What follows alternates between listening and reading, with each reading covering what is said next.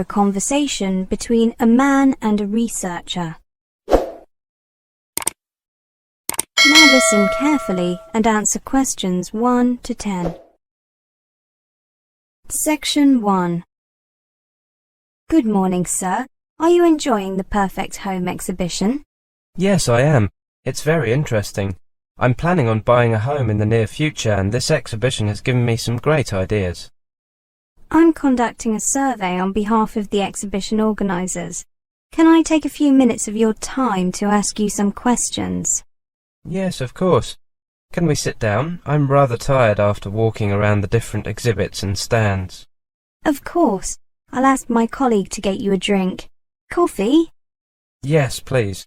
Milk and 1 sugar. Now, I suppose you'll need my name.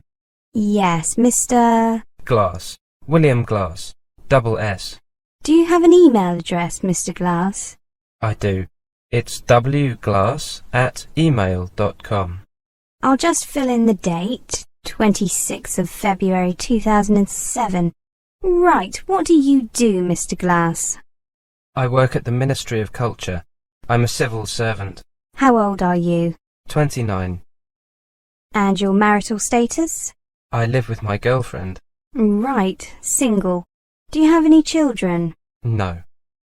And could I ask you how much you earn? Well, I'd rather not say, to be honest. Could you just look at these ranges and say where you fit in? Oh, okay. There, 24 to 36,000. Okay, that's the personal information I need. Now I'd like to ask you about the property you live in. Do you live in a house or a flat, and how big is it? I live in a flat. About 100 square metres, a little under. Do you rent or is it yours? I have a mortgage. Now, you said that you were anticipating buying another home in the near future. Are you intending to get a house? Yes, I am. Just a small one. What's your budget like? Well, the bank has said that they'll allow me a mortgage of up to £100,000. So enough for a small house. When you say a small house, what kind of size were you thinking? Oh, perhaps a little under 200 square metres. With a garden of, I don't know, maybe 20 square metres. And when do you think you'll buy the property? Within the next 6 months, hopefully sooner. Ah, here's your coffee. Thank you, John. Mr. Glass, have you seen any particular properties that you are interested in? Yes, I have. There's an interesting development going on in the district of Hayden. The government has joined up with a private company to offer affordable housing there. It's on the outskirts of the city, but the transportation links look excellent. Regular buses to the underground station. That means that it will only take me an hour to get to work in the morning, not much more than it takes now. They're going to have some nice facilities nearby too. Yes, I'm looking forward to the cinema complex and the shopping centre, of course. I love films and shopping will be convenient. There's a golf course nearby too. Well, I'm sure many of the other residents will appreciate it. I'll join the fitness centre instead. Is your company involved in the development in any way? Oh, my company just does research. However, the private developer involved in that project is our client. These smaller houses are about 180 square metres, which suits you perfectly. Yes, property is so expensive in this city nowadays. It's good that the government is beginning to help those of us who don't make large amounts of money. Well, thank you very much. I'd like to give you these free gifts. Oh well, thank you very much. A notebook and a pen are always useful, and the t-shirt will come in useful in the summer. Goodbye. Goodbye. That is the end of section 1. You now have half a minute to check your answers.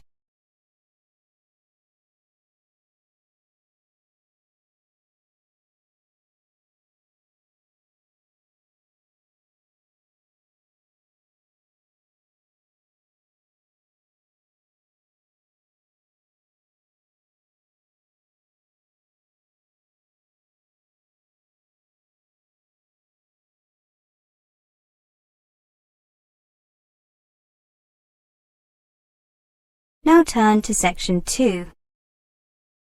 Section 2. You'll hear a lecture. First you have some time to look at questions 11 to 20.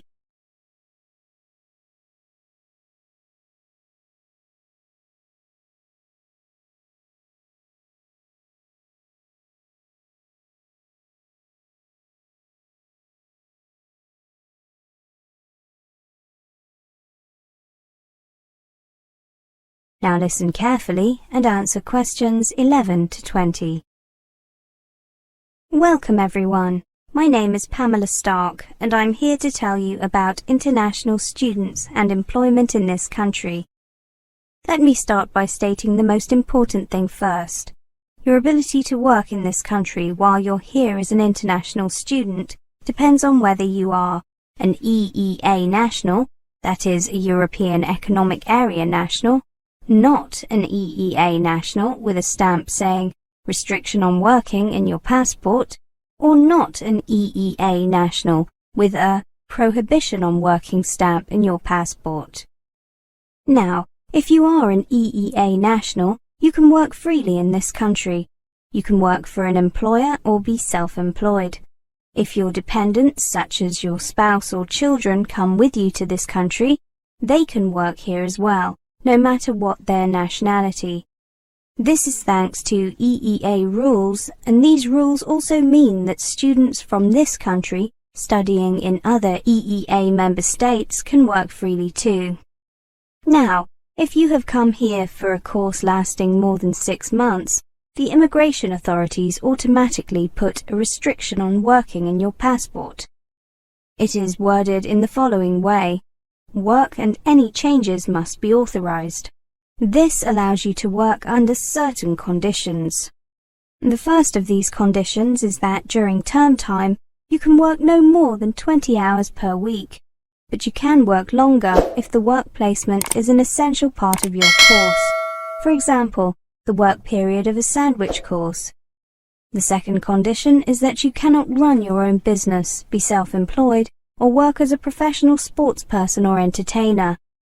The third condition is that you cannot take up a permanent full-time position, though you can do full-time short-term work during the holidays. If you are enrolled on a course lasting more than 6 months and you do not have this stamp, speak to an advisor at your institution immediately. Do not start work. It may be that a mistake has been made that needs to be corrected. However, if a mistake has been made, if you start work, you are breaking the law. This could have serious consequences for your future stay here. Another point that I would like to make is that even if you expect to be given a restriction on working, or already have one, you cannot include your earnings as evidence of your ability to support yourself financially. However, there are 2 exceptions to this rule. One is if you will be attending a publicly funded college or university, and the institution guarantees that it will employ you and can provide details of your pay. The other is if you will be attending a sandwich course at a publicly funded college or university, and the institution guarantees that there will be a job for you and can provide details of your pay. In those 2 cases, you can include these earnings as evidence of your ability to support yourself. If you are from a country outside the EEA and your course in this country lasts 6 months or less, the immigration authorities are likely to have put a prohibition on working in your passport. It is worded as follows: no work or recourse to public funds. This means that you are not allowed to work at all while you are here. If you have come for a course of 6 months or less and want to be able to work, for example because your course involves a work placement, you should have explained this when you applied for entry clearance or when you landed, if you did not get entry clearance in advance. If you have already been given a prohibition on working, you may be able to apply to have it changed. Ask the international officer or student advisor at your institution for advice. If you can provide evidence that you will be on a placement, your passport stamp will normally be changed. However, do not begin your placement before getting your stamp changed. Again, that is illegal and could affect your future studies in this country. Now, let's take a look at the situation if you are a non-EEA national and have brought your spouse or children with you. In that case, their passports will show the conditions that apply to them. They may be given either a prohibition on working, as explained above. This means they are not allowed to work, or they may have been given an entry clearance or stamp that does not mention employment at all. In this case, they are free to work in here without any limitations other than the right to start their own business. They will have been given this stamp if they have shown evidence that you, the student, have been given permission to be here for at least 12 months. Finally, let's take a look at working after your course ends. If you are a non-EEA citizen, until now the majority of non-EEA students have found it difficult to obtain permission to stay on in this country after their studies for work, apart from if they were training for a professional or specialist qualification before returning home. However, the government is currently reviewing its policies, and some changes may be introduced that make it easier for students to stay on for work. You can find information about the current position if you click on Work Permits on the website listed on the leaflet I have given you. I should say that special provisions have always applied to doctors, dentists and nurses, and these will continue. That is the end of section 2. You now have half a minute to check your answers.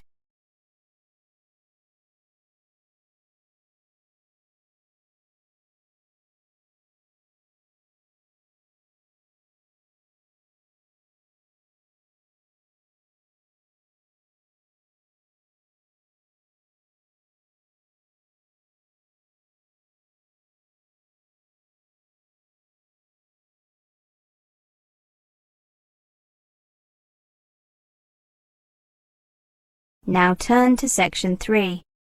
Section 3. You will hear a conversation. First, you have some time to look at questions 21 to 30.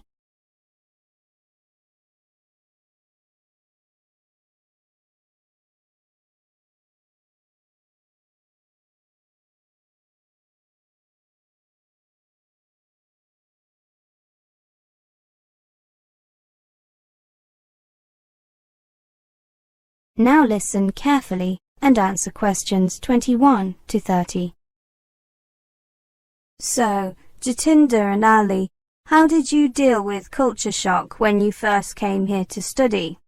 Well, Katerina, when I first arrived in the UK, I was just so excited to be living in a foreign country away from my parents that I just didn't really notice anything at first. How about you, Ali? Yeah, same here. That's quite typical, isn't it? Everything seems new and fascinating, but after this initial enthusiasm wears off, all the new experiences may begin to overwhelm you. Things that you found exciting at first may now seem strange and a little frightening. Even minor differences, such as being unable to buy your usual brands of various products, can add to the sense of strangeness. Yes, that's right. Then you may start to experience sudden mood changes and strong reactions, feeling lost, disoriented, and even irritated and resentful. Most of all, you may wish you were back among the familiar people and places at home. All international students can experience culture shock in some form, even those coming from countries with very similar lifestyles to those in the UK. It is important to understand that this reaction is entirely normal and that it will pass. Okay, so what suggestions do you have for me? Well, I made sure that I arrived early. I got here about 10 days, 10 days before most of the other students, so that I could settle in before things got busy. Many universities run special induction programs for international students in the week before term begins. A typical induction program provides a tour of the college or university, an overview of its facilities and how to use them, help with registering for your academic program, and social events where you can meet other students and staff. This can help you to start to get used to your new environment. Yeah, I heard about those, but too late, unfortunately. Jatinder, did you go on an induction course like Ali? No, I wish I had, but my parents wouldn't let me go a day sooner than absolutely necessary. It was very annoying. Every university has counsellors who can give you practical advice on adjusting your new environment. These people have special training in offering advice and support, and they understand the challenges you face. They can listen to you sympathetically, offer practical suggestions, and refer you to other professionals if necessary. Your personal tutor and the staff in the international office of your college or university can also be helpful. Have you heard about the buddy or mentoring system? Students who have been at the university or college for a longer period give advice to new arrivals and are available for help and guidance throughout the year. There is information on schemes such as these at the Students' Union, or the International Student Association will help you become involved. I used the system when I arrived and found it really opened some doors socially. You know, I got to meet lots of people, like Ali, right? Right, Katerina. I think it's also important to keep in touch with home. Use the telephone, email and conventional mail to keep in contact with your friends and family at home. In larger towns or cities with large international communities like this one, you may be able to find people from your country. Spend some time with them. Many international students find that it helps to make contact with people from a similar background because they understand what you're going through. Spending time with people from your country can also be a relaxing break from the strangeness of the UK. You can speak your own language, eat your own foods and talk about what is going on back home. Yes, and don't forget that the university has a variety of cultural societies, as well as an active International Students Association. Ask at the Student Union. They may also have information about national or cultural groups outside the institution. Another thing you should try to do is to keep healthy and active. Make an effort to exercise regularly. You will feel better, and it can also be a good way to meet people. Eat a balanced diet and find a shop that sells food from your part of the world, so that you can enjoy familiar meals when you want them. That's a really good idea. I'll sign up at the University Sports Centre this afternoon. I don't know whether you believe in God, but if you do, remembering your faith can be helpful and comforting. If you follow a religion and worship regularly at home, you can keep this up while you're in the UK. It can provide a sense of stability and be a link to your life at home. Every major religion in the world is represented here, and most large cities have Muslim, Hindu, Sikh and Buddhist centres, as well as synagogues and churches of all denominations. The Student Union keeps a list of places of worship. I'm not religious, but I do see your point. So there's plenty I can do, practical things I mean. And above all, I need to remind myself that culture shock is normal and temporary. That's the end of section 3. You now have half a minute to check your answers.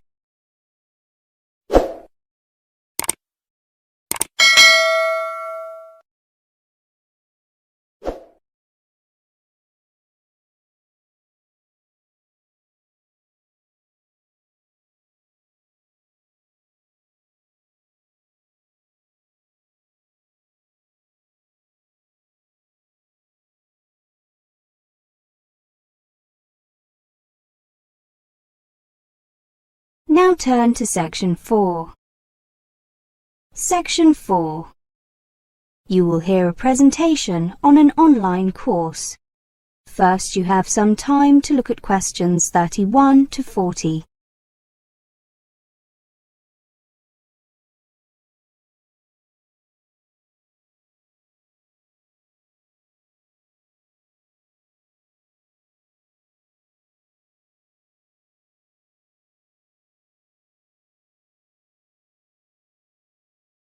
Now listen carefully and answer questions 31 to 40. Welcome to this presentation on our online course, An Introduction to Electronics, which runs over 10 weeks and starts on 8th of May. Let me just say at the beginning that if you cannot make this date, please send me an email about the next course, and I will send you a list of future dates. My email is the front of your brochures. Now, let me tell you something about the course. Based upon our popular 2-day overview of electronics course, this new online course will introduce you to the basic ideas behind electronic circuits. The course will consist of 10 units each, of which will involve around 5 hours of study.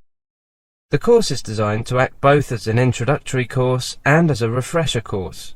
After taking the course, you should have a good idea of how electronic systems work and how they are made. In particular, the course focuses on the design of a hi-fi amplifier. The course is limited to analog electronics, where signals are represented by continuously variable voltages, and will not cover digital electronics, where signals are represented by discrete numbers. Students should normally have a reasonable proficiency in school maths and science. Study to GCSE level is sufficient for most of the course, though study to A level will enable a full understanding of the more advanced topics. Students on the course will be supplied with a copy of Terry Fitt's Fundamentals of Electronics. This will be used for directed reading, assignments and further study. It also serves as a useful reference source. The student should have PC available and a basic knowledge of Windows in order to use the simulation software from the CD-ROM that comes with this book. Now, who is this course designed for? This course is intended for individuals with little prior knowledge of electrical or electronic engineering who want to get a feeling for the subject, and for individuals whose knowledge is rusty or out of date. A previous exposure to basic science and maths at school will be assumed. Maximum benefit will accrue to those who have attended higher education in a technical subject, or who have experience in a related area. Typical attendees may include those in jobs which bring them into contact with electronics, such as draftspersons, PCB designers, production and assembly personnel and software designers, those working with electronic products, such as managers and salespersons, those coming into electronics from a related field, such as scientists or mathematicians, and those simply curious to find out about this all-pervasive technology. The benefits of this course are that, first, it gives you a quick insight into modern electronics. It also puts emphasis on practical devices and systems.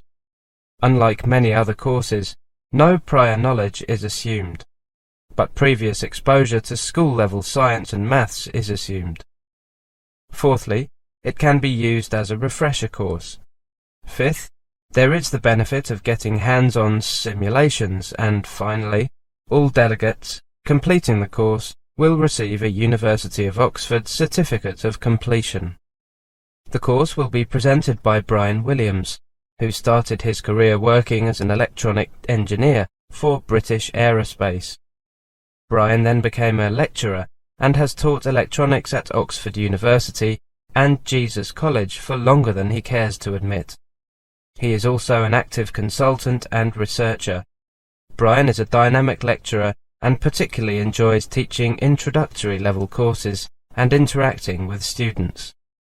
Now, finally, let me just quickly go through the course content. Please remember that this course is intended for individuals with limited prior knowledge of electrical or electronic engineering. Unit 1 looks at electronic systems, including an introduction to the idea of signals represented by voltages. Wires used to transfer signals and voltage from one place or box or component to another, and boxes or components manipulating voltages, particularly amplifying them. Unit 2 takes a look at Ohm's law, the linear relationship of voltage and current, and the concept of resistance. It also looks at resistors and resistor networks. Unit 3 focuses on op-amps, providing an introduction to the ideal op-amp and its applications. The next slide tells us that Unit 4 is concerned with capacitors and AC circuits. The theory and applications of capacitors and their use in transient and AC circuits. Unit 5 looks at frequency response and filters, including both passive and active filters. Unit 6 takes a look at magnetism, inductors and transformers. Looking at this next slide, we can see that Unit 7 covers RL and RLC circuits, including tuned filters and crossover networks. Unit 8 is entitled An Introduction to Semiconductors. It covers diodes and rectifiers, both theory and applications. This unit also looks at special purpose diodes. Unit 9 covers transistors, particularly bipolar transistors, including theory and typical circuits. The final unit, Unit 10, is a review unit with a little look at further applications. That is the end of section 4. You now have half a minute to check your answers.